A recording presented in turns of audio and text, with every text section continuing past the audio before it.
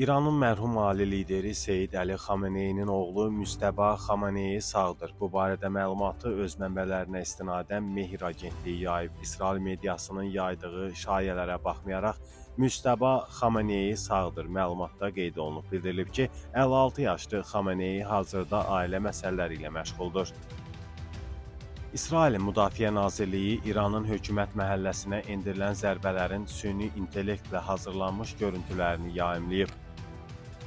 Hücum zamanı əsas hədəflər sırasında İran prezidenti Məsud Pezeşkiyanın ofisi, Milli Təhlükəsizlik üzrə Ali Şuranın binası, təhlükəsizlik məsələləri üzrə yüksək səviyyəli forumun iclas yerləri, hərbi zabitlərin hazırlanma müəssisəsi və digər vacib infrastruktur obyektləri olub. Qeyd olunan obyektlərə çoxsaylı döyüş sursatlarının atıldığı bildirilir.